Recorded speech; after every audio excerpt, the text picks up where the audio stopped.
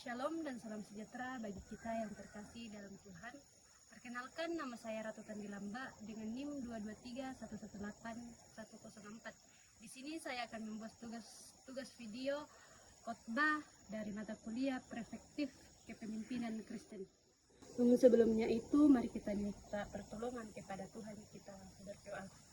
Segala puji dan syukur kami panjatkan ke hadapan hadirat-Mu Tuhan, di mana nyata kami masih ada itu semua karena berkat dan pertolongan-Mu yang begitu luar biasa. Dan pada saat ini Tuhan, kami akan membaca dan merenungkan akan kebenaran firman-Mu. Kiranya firman-Mu yang akan menjadi pedoman bagi langkah kehidupan kami. Hamba-Mu yang akan menyampaikan kebenaran firman-Mu Tuhan, kiranya Engkau yang akan memberkati hamba-Mu agar apa yang disampaikan oleh hamba-Mu boleh tertanam baik di dalam hati dan pikiran kami. Inilah yang menjadi doa dan ucapan syukur kami di dalam dan melalui anak-Mu Yesus. Haleluya. Amin.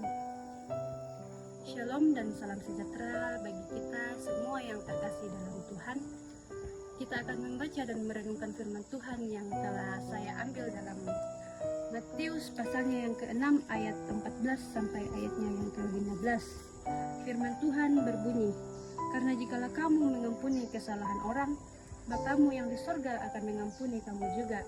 Tetapi jikalau kamu tidak mengampuni orang, Bapamu juga tidak akan mengampuni kesalahanmu." Amin. Firman Tuhan.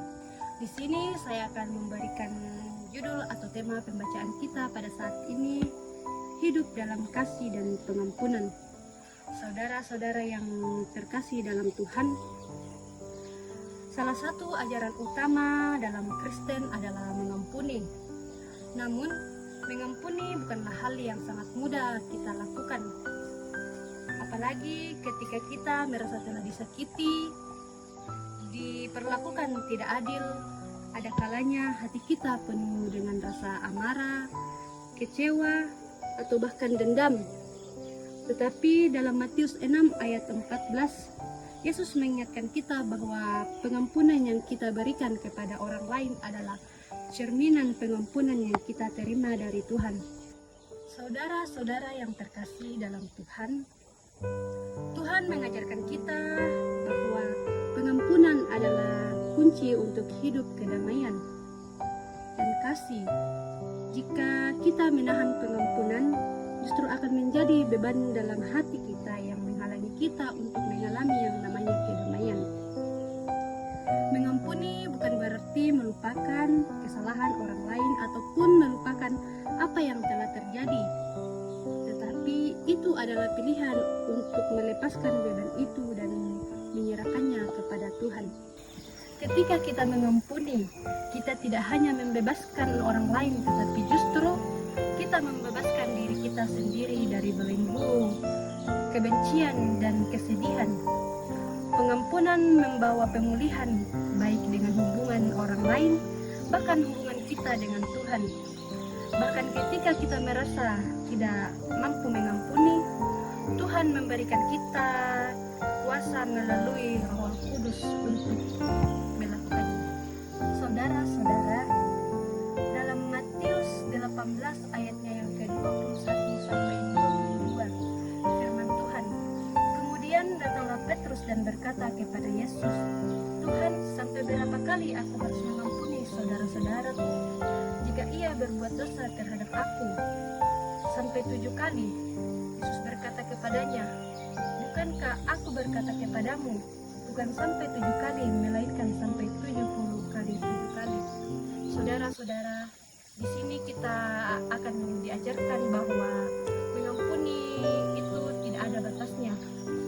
Dalam pembacaan kita di Matius 18 ayat 21 sampai ayatnya yang ke-22 ini mengajarkan kita untuk belajar mengampuni, bahkan memaafkan kesalahan orang lain tanpa syarat atau tanpa pamrih. Tanpa syarat atau tanpa pamrih berarti membebaskan diri dari dendam dan melepaskan luka batin dengan tulus. Saudara-saudara, di sini kita akan belajar mengapa Tuhan menuntut kita untuk mengampuni tanpa batas. Di sini kita akan belajar 2 poin mengapa Tuhan menuntut kita untuk mengampuni tanpa batas. Yang pertama, karena kita telah diampuni terlebih dahulu. Di sini Tuhan mengajarkan kita untuk mengampuni sesama kita karena Tuhan sudah terlebih dahulu mengampuni dosa-dosa kita. Poin yang kedua yaitu pengampunan adalah kunci pemulihan. Ketika kita menolak mengampuni orang lain, mengajarkan diri kita dalam kepalsuan. Bagaimana kita bisa mempraktekkan pengampunan yang tampak mustahil ini?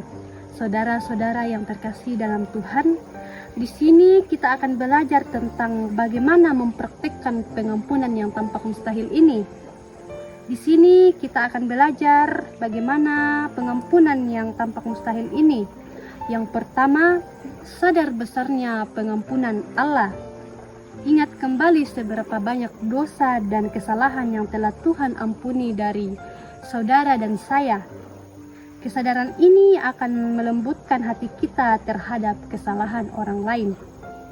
Yang kedua, pengampunan adalah sebuah keputusan, bukan sebuah proses.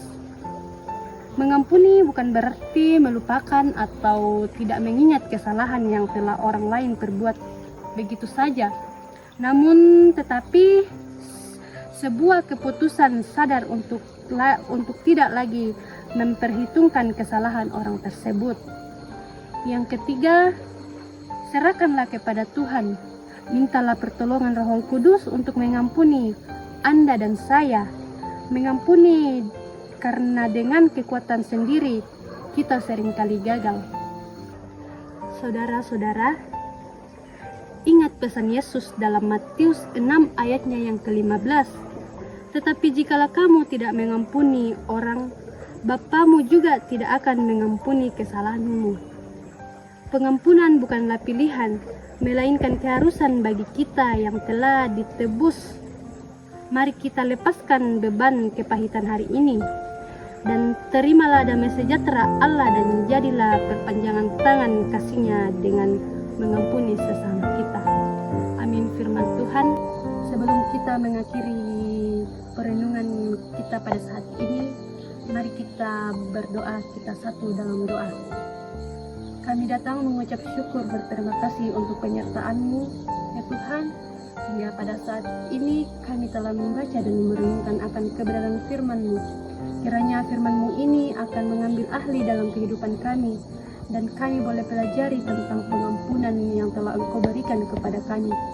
Bapa dalam kerajaan sorga, hamba-Mu yang telah menyampaikan isi kebenaran firman-Mu, kiranya Engkau yang akan memberkati hamba-Mu dimanapun hamba-Mu akan menyampaikan kebenaran firman-Mu. Inilah yang menjadi doa dan ucapan syukur kami di dalam nama Tuhan Yesus. Haleluya. Amin.